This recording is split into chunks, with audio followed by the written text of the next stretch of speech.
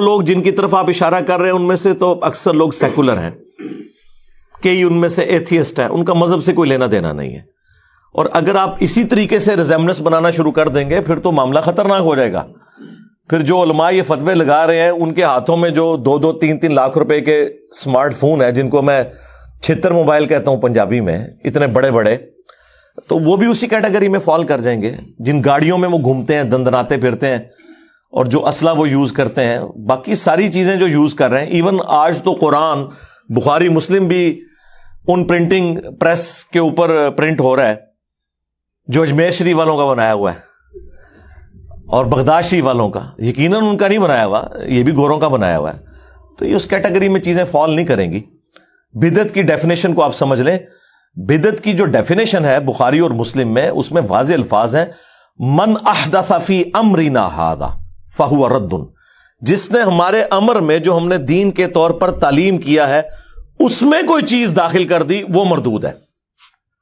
یہ الفاظ ہی بتا رہے ہیں. ایک ایکسٹریم کے اوپر اہل حدیث حضرات کا موقف ہے جو ہر معاملے میں بہت سینسٹیو ہوتے ہوئے بعض اوقات بدعت کے معاملے میں غلو کا شکار ہو جاتے ہیں، اور دوسری طرف ہمارے حنفی لوگ ہیں، خصوصاً بریلوی، دیوبندی اور اہل تشیع، یہ لوگ دوسری ایکسٹریم پہ چلے جاتے ہیں. حق درمیان میں ہے. بدعت کے معاملے میں بہت سینسٹیوٹی ہے، اس میں کوئی شک نہیں ہے. من احدث فی امرنا ھذا فہو رد. جس نے ہمارے دین کے اندر کوئی ایسی چیز داخل کر دی جو اس میں سے نہیں ہے، وہ مردود ہے. اور ایک اور حدیث ہے بخاری اور مسلم میں.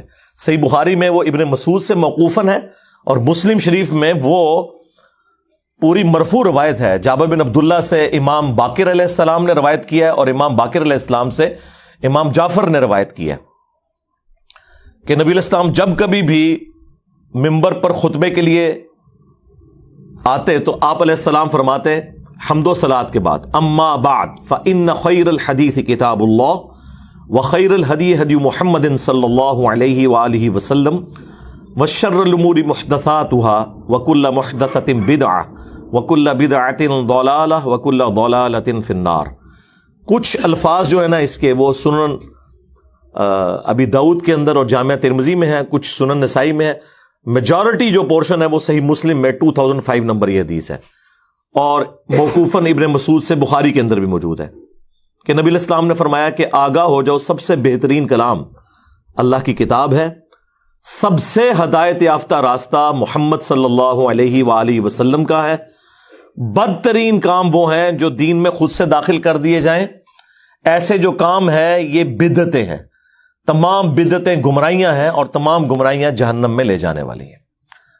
اللہم اجرنا من النار. اب اس کی وجہ سے نبی علیہ السلام نے کیٹاگوریکلی ایک حق بات امت تک پہنچا دی. لوگ جو بات بات میں پوچھ رہے ہوتے ہیں کہ جی یہ منع کہاں ہے، یہ منع کہاں ہے، بھئی ایک جملے سے چیز منع ہو گئی. بخاری مسلم دونوں میں حدیث ہے، نبی علیہ السلام نے فرمایا کہ مجھے اللہ نے جوامع کلمات کے ساتھ مبعوث کیا ہے. یعنی بات میں مختصر کرتا ہوں اور مفہوم گہرا ہوتا ہے. اب یہ مختصر سی بات ہے کہ سب سے بہترین کلام اللہ کی کتاب ہے، سب سے ہدایت یافتہ راستہ محمد صلی اللہ علیہ وآلہ وسلم کا ہے. بس اتنی بات ہوتی نا تو آپ کے لیے پھر بھی کوئی گنجائش نہیں کر سکتی تھی کہ ہاں آپ کا بھی ہے لیکن وہ زیادہ بہترین ہے.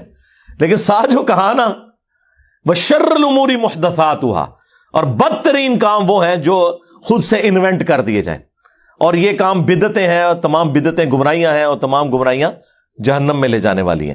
تو اب اس کے بعد کوئی گنجائش نہیں رہے گی. خواہ کوئی نیکی کا کام بھی کرے وہ بدعت کی کیٹیگری میں فال کرے گا. مثال کے طور پر اگر کوئی شخص عید کی اذان دینا شروع کرتے تو کسی حدیث میں یہ مینشن نہیں ہوا کہ عید کی اذان منع ہے. صرف احادیث میں بخاری مسلم میں یہ آیا ہے کہ نبی علیہ السلام عید کے لیے اذان نہیں دلواتے تھے، لیکن آپ نے کہیں نہیں فرمایا کہ میں منع کرتا ہوں یا اذان دینا گناہ کا کام ہے. اذان تو بڑا نیکی کا کام ہے. بخاری مسلم دونوں میں حدیث ہے کہ اذان کی آواز سے شیطان کی ہوا خارج ہو جاتی ہے اور وہ وہاں سے بھاگ جاتا ہے کئی کلومیٹرز دور تک. تو عید کے موقع کے اوپر تو 2 اذانیں ہونی چاہیے کہ بعض لوگ تو صرف عید کے لیے مسجد میں آ رہے ہوتے ہیں، لیکن عید کے لیے اذان کوئی نہیں ہے. اذان نہیں ہے، اقامت بھی نہیں ہوتی، ڈائریکٹ نماز پڑھی جا رہی ہوتی ہے. کبھی کسی بریلوی نے، کسی دیوبندی نے، کسی شیعہ نے، کسی اہل حدیث نے اذان نہیں دی, پوچھیں کیوں, وہ کہتے ہیں ثابت نہیں. لیکن بریلوی حضرات سے تو ہم پوچھیں گے, آپ کے نزدیک تو یہ ڈیفینیشن ہی نہیں. آپ کہتے ہیں جو بھی نیکی کا کام ہو, خواہ قبر پہ اذان دینا ہو, خواہ اذان سے پہلے درود و سلام پڑھنا ہو, وہ ہم نے کر لینا ہے کیونکہ نیکی کا کام ہے, اس کو کون منع کر سکتا ہے. تو آپ کی ڈیفینیشن میں تو یہ ہونا چاہیے. تو وہ کہیں گے نبی علیہ السلام سے ثابت نہیں. تو بس یہی ہماری ڈیفینیشن تھی کہ جو دین کے امر میں چیز ثابت نہیں ہے نا, فہو رد, وہ مردود ہے. البتہ یہ یاد رکھیے گا, دین کو جو سپورٹیو چیزیں ہیں نا, دین کی ترویج کی خاطر اصلی دین اپنی جگہ ہوتے ہوئے ان چیزوں کو دین کی سپورٹ کے طور پر رکھنا, اس کا حکم ہے نبی علیہ السلام کی طرف سے. اور وہ چیز ہے جس کی وجہ سے لوگ دھوکہ دیتے ہیں کہ جی مسجد میں قالین بچھانا, مسجد میں ایئر کنڈیشن لگوانا, مسجدوں کے مینار بنانا, اس میں محراب رکھنا, سپیکر لگانا, یہ بھی تو نبی اسلام کے زمانے میں نہیں ہوتا تھا. تو بدعت تو آپ کیا آپ بچ ہی نہیں سکتے. آپ خود سراپا بدعت ہے. آپ کہاں تھے دور رسالت؟ آپ ہی تو نئی چیز ہے. آپ کو پیدا ہوئے 35 سال ہوئے ہوں گے, ان کو 22 سال ہوئے ہوں گے, مجھے 57 سال ہوئے, تو میں بھی بدعت, پھر سارے بدعت. اس وقت جتنے بھی زندہ ہیں سب کے سب بدعت ہیں. ان مانو کر کے اگر اس کا معنی نئی چیز لی جائے تو یہ جو سارے بدعت ہوئے تھے, یہ پنکھے بدعت ہیں, یہ بتیاں بدعت ہیں, یہ کہاں تھی سب؟ یہ آپ اسپیکر پر مجھے سن رہے ہیں, یہ بدعت ہے. اردو زبان کی بھی کوئی میری تحقیق نہیں کہ سرکار کے دور میں بولی جاتی تھی صلی اللہ علیہ وسلم, یا کسی صحابی نے اردو بولی تھی. یہ لینتھر کی مسجد ہے, لینتھر کی چھتیں, یہ ماربل بچھا ہوا آپ کے فرش پر, آئل پینٹ کیا ہوا ہے. کوئی ثابت کر دے کہ دور رسالت میں مسجد اس طرح بنتی تھی جیسے آج بنتی ہے.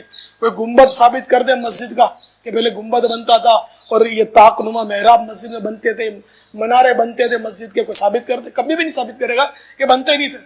اور بھائی کوئی شخص نماز پڑھتے ہوئے یہ نیت کرتا ہے کہ اوپر اس قالین کے, نیچے اس پنکھے کے, سامنے اس اے سی شریف کے, منہ طرف خانہ کعبہ شریف,